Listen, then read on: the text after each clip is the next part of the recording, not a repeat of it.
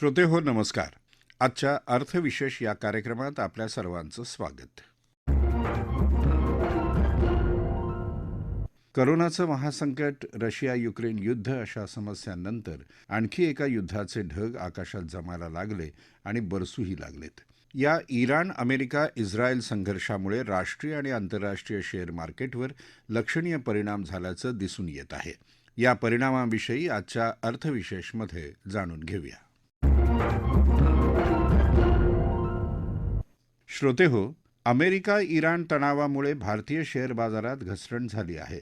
Sensex आणि Nifty निर्देशांकात चढउतार दिसून येत आहे, ज्याचा मोठा फटका गुंतवणूकदारांना बसत आहे. युद्धामुळे जागतिक बाजारातून मिळालेले नकारात्मक संकेत आणि रुपयाने गाठलेला नवा निच्चांक यामुळे गुंतवणूकदारांचा आत्मविश्वास डळमळीत झाला आहे. त्यामुळे बाजारात गुंतवणूकदारांच्या संपत्तीत कित्येक लाख कोटींची घट झाली आहे आणि यामुळेच मोठ्या प्रमाणावर शेअर विकण्याची चूक गुंतवणूकदार करत आहेत. कच्च्या तेलाच्या किमती वाढल्याने भारताचं तेल आयात बिल लक्षणीय वाढणे यामुळे इंधन, वाहतूक आणि वस्तूंमधील महागाईला चालना मिळाली. त्याचा परिणाम सेन्सेक्स आणि निफ्टी निर्देशांकात चढउतार दिसून येत आहेत. शेअर बाजार, चलन बाजार आणि देशाच्या अर्थव्यवस्थेवर एकूणच या युद्धाचा काय परिणाम होतोय याविषयी सांगत आहेत शेअर बाजार अभ्यासक प्राध्यापक कौस्तुभ खोरवाल.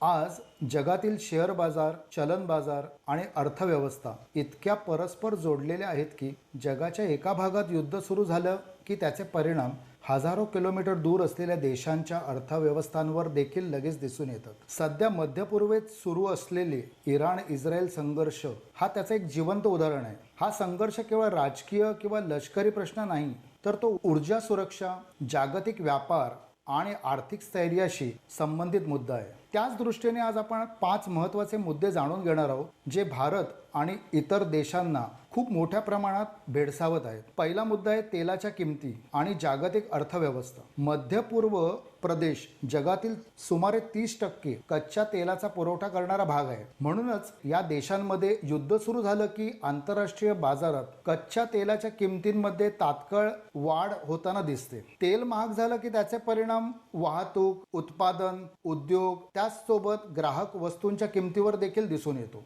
निष्कर्ष असा की त्यामुळे महागाई वाढण्याची शक्यता अधिक निर्माण होते. दुसरा मुद्दा तेलाची आयात आणि त्यामुळे निर्माण होणारे इतर देशांवर आर्थिक बंधन. भारतासाठी हा अधिक महत्त्वाचा प्रश्न आहे, कारण भारत आपल्या कच्च्या तेलाच्या गरजेपैकी सुमारे 85% तेल आयात करतो. म्हणून तेलाचे दर वाढले की भारताचे तेल आयात बिल नेहमीच वाढते. चालू खात्यावरील तूट म्हणजेच करंट अकाउंट डेफिसिट वाढू शकतं आणि त्यामुळे आर्थिक धोरणांवर दबाव निर्माण होतो. तिसरा मुद्दा भारतीय शेअर बाजारावर याचा काय परिणाम होत आहे, तर युद्धामुळे तणावाची स्थिती तर निर्माण होतेच, पण इतर देशातील शेअर बाजारात अस्थिरता वाढते. त्यामुळे प्रामुख्याने आपण पाहिल्यास विविध क्षेत्रामध्ये चढ उतार दिसून येतात. युद्ध सुरू झालं की सर्वसाधारणतः आपल्याला defence, power sector, commodity sector यांच्या कंपन्यांमधल्या शेअर किमतीमध्ये थोडीशी वाढ होताना दिसते. पण त्याचसोबत एव्हिएशन सेक्टर आहे, पर्यटन क्षेत्र आहे किंवा आयात संबंधित उद्योग आहेत, त्या कंपन्यांच्या शेअर किमतीमध्ये आपल्याला घट दिसून येते. मागील महिन्याभराचा जर आढावा घेतल्यास भारतातील प्रमुख निर्देशांक निफ्टी आणि सेन्सेक्स मध्ये 10% घसरण दिसून आली आहे. पण ही घसरण आपण तात्पुरती समजावी, कारण भारतीय शेअर बाजार हा बुलिश मार्केट फेज मधील आहे. त्यामुळे आंतरराष्ट्रीय स्तरावरील निर्माण होणारे नकारात्मक परिणाम आपल्या शेअर बाजारावर देखील दिसून येत आहेत. चौथा मुद्दा आहे की करन्सी व्हॅल्यू मध्ये घट होणं, म्हणजेच देशाच्या चलन मूल्यामधील घसरण ही आपल्याला लक्षात घेतली पाहिजे. भारतीय रुपयाचे अवमूल्यन दृष्टीने आपण पाहिल्यास जागतिक संकटाच्या काळात गुंतवणूकदार नेहमी अमेरिकन डॉलरला सुरक्षित चलन मानतात. त्यामुळे फॉरेन इन्स्टिट्यूशनल इन्व्हेस्टर्स विविध देशातील शेअर बाजारातून आपले पैसे काढून घेतात आणि अमेरिकन बॉन्ड्स किंवा डॉलरमध्ये गुंतवणूक करतात. त्यामुळे डॉलरमधील मजबूतीमध्ये वाढ होतो आणि ही डॉलरची मजबूती इतर देशातील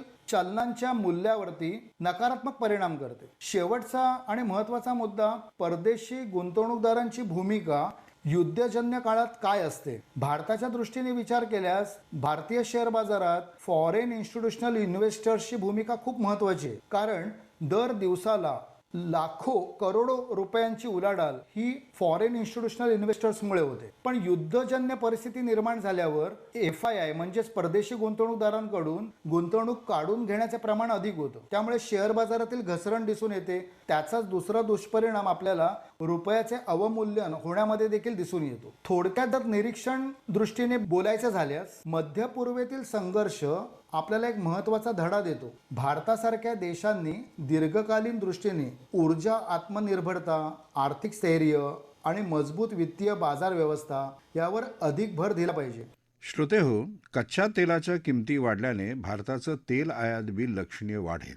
इंधन वाहतूक आणि वस्तूंमधील महागाईला चालना मिळेल. त्याचा परिणाम भारतीय शेअर बाजारात दिसत असला तरी शेअर बाजाराला अनिश्चिततेची सवय आहे, असं विश्लेषण करत आहेत अर्थविश्लेषक अक्षय चिंचाळकर. निफ्टी सध्या आपल्या विक्रमी उच्चांकापासून 15% खाली आलाय आणि मध्य पूर्वेतील युद्धाला आता 1 महिना झालाय. त्याचवेळी कच्च्या तेलाच्या किमती एका महिन्यात 55% वाढल्या आहेत. तर रुपया यावर्षी आशियातील दुसऱ्या क्रमांकाचा सर्वात खराब कामगिरी करणारा चलन ठरलाय, जो 5.2% घसरलाय. स्वाभाविकच यामुळे गुंतवणूकदारांमध्ये मोठी चिंता निर्माण झाली आहे, कारण ही घसरण किती काळ चालू राहील याबद्दल ते चिंतित आहेत. आमच्या मते निफ्टी सध्या 21,700 ते 22,200 या दरम्यानच्या महत्वाच्या तांत्रिक सपोर्ट झोनमध्ये. याचा अर्थ बाजार परत उभारी घेण्याची शक्यता जास्त आहे. पण टिकाऊ पुनर्प्राप्ती मोठ्या प्रमाणावर इराण आणि अमेरिका यांच्यात करार होतो का यावर अवलंबून आहे. युद्ध जितके लांब चालेल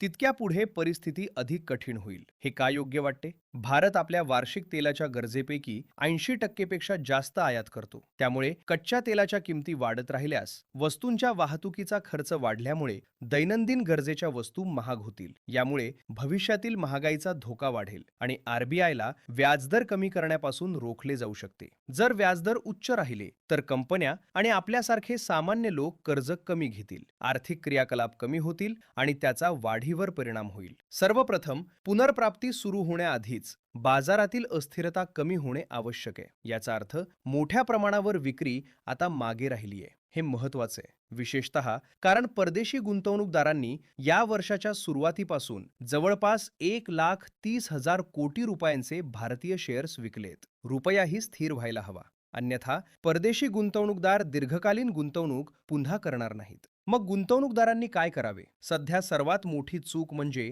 घाबरून गुंतवणूक थांबवणे. एखादी अपरिहार्य आपत्कालीन परिस्थिती नसल्यास हे कधीच योग्य नसते, विशेषतः जर तुम्ही दीर्घकालीन उद्दिष्टांसाठी गुंतवणूक केली असेल तर. आपल्या शेअर बाजाराच्या संपूर्ण इतिहासाकडे पाहिल्यास अनेक संकटे आली आहेत, पण आपण नेहमीच नवीन उच्चांक गाठले आहेत. यावेळीही तसेच होईल, फक्त कदाचित थोडा अधिक वेळ लागू शकतो. तुमच्यासारख्या आणि माझ्यासारख्या गुंतवणूकदारांना बाजारातील सर्वोच्च किंवा तळाचा अचूक अंदाज लावणे शक्य नसते. पण आपण आता अशा टप्प्यावर पोहोचलो आहोत जिथे काही प्रमाणात गुंतवणूक करणे आवश्यक आहे. आपण आधीच कधीही निश्चितपणे सांगू शकतो का की बाजाराचा तळ कुठे असेल? नाही, आपण कधीच सांगू शकत नाही. पण सध्याच्या मूल्यांकनांवर दीर्घकालीन गुंतवणूक करणे योग्य आहे का? नक्कीच होईल.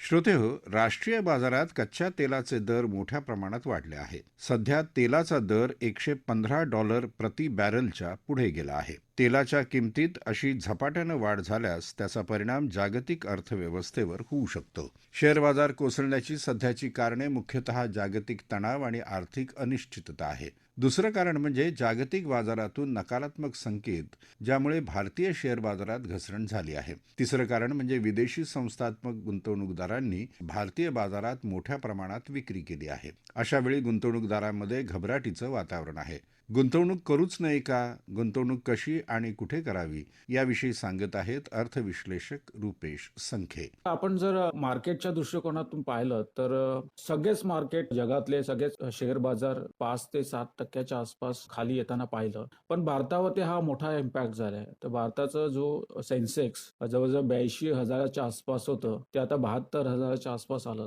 तर आपण जवळजवळ 9 ते 10% निगेटिव्ह इम्पॅक्ट पाहिलं. ह्याचं मागचं मेन कारण हेच होतं की आपली जी इकॉनॉमी आहे, अर्थव्यवस्था आहे, ती खनिज तेलावरती मोठ्या प्रमाणात अवलंबून. आता ह्याचं दुसऱ्या जे आपल्या बाजारपेठेची जे अर्थव्यवस्थेवरती जर ह्याचा इम्पॅक्ट आपण पाहिलं तर रुपयाचं मोठ्या प्रमाणात घसरण झालंय. आणि जर मागचे जे युद्ध जे होते, म्हणजे उदाहरण द्यायचं झालं तर 2011ला जे लिबियन सिव्हिल वॉर होतं, त्याचप्रमाणे जे 2022चं रशियन युक्रेनचं जे वॉर झालं त्यावेळेला जो शेअर बाजारावरचं भारताचा जो अर्निंगचं जो व्हॅल्युएशन होतं जवळजवळ 6 ते 7% खाली आलं होतं. म्हणजे जवळजवळ लोकांनी जी सुरुवातीला जे अनुमान होतं त्यामध्ये 6 ते 7% डाऊनग्रेड केलं होतं. तीच परिस्थिती आताही दिसते. जर अर्थव्यवस्थेच्या दृष्टिकोनातून पाहिलं तर मला असं वाटतं की आपलं जे GDP आहे, ग्रॉस डोमेस्टिक प्रोडक्ट आपण त्याला म्हणतोय, त्यावरती जवळजवळ 1% आसपास निगेटिव्ह इम्पॅक्ट होताना दिसतोय. त्याचप्रमाणे जो कन्झ्युमर प्राइस इंडेक्स होतो CPI, जो आपण महागाईच्या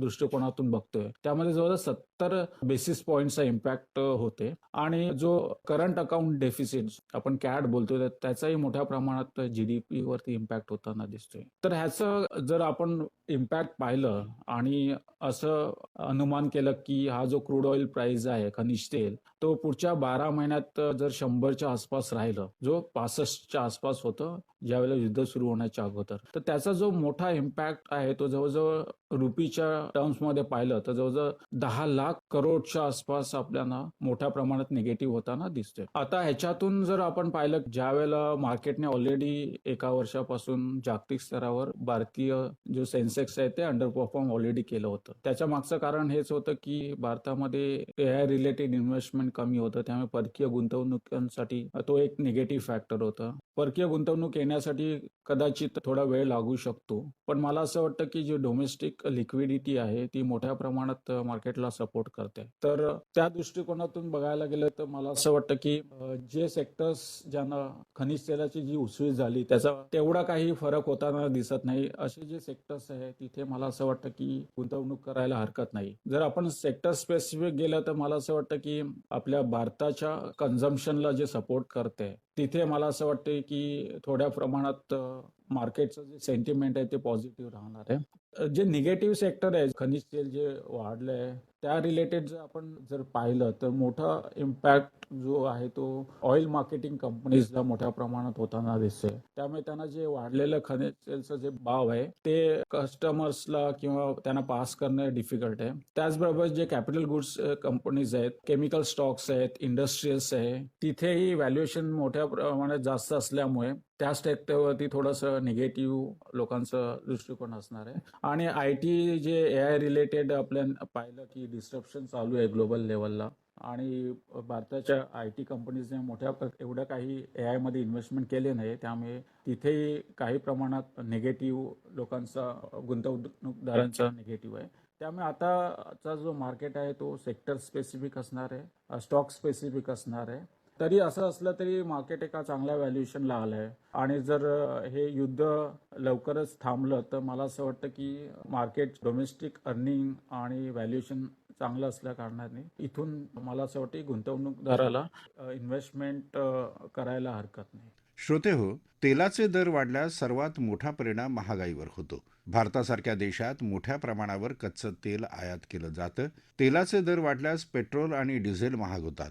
त्यामुळे वाहतूक खर्च वाढतो आणि त्याचा परिणाम सर्व वस्तूंच्या किमतींवर होतो. त्यामुळे अन्नधान्य, किराणा वस्तू, वाहतूक आणि उद्योग क्षेत्रातील खर्च वाढू शकतो. त्याचा परिणाम निगडित कंपन्यांच्या शेअरवर दिसून येतो. त्यामुळे तेलाशी निगडित कंपन्यांच्या शेअरवर परिणाम होऊ शकतो. अर्थात कोरोनाचा काळ किंवा रशिया-युक्रेन युद्ध अशा अनेक परिस्थितींना झेलून भारतीय शेअर बाजार नेहमीच आशादायक चित्र निर्माण करत असतो. त्यामुळे युद्ध संपल्यानंतर शेअर बाजारात पुन्हा सकारात्मक वातावरण निर्माण होईल असं म्हणायला वाव आहे.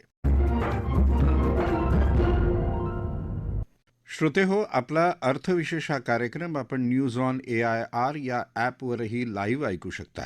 यासोबतच आमच्या मुंबई एअर न्यूज या यूट्यूब वाहिनीवर कार्यक्रमाचं ध्वनिमुद्रण आपल्याला कधीही ऐकता येईल.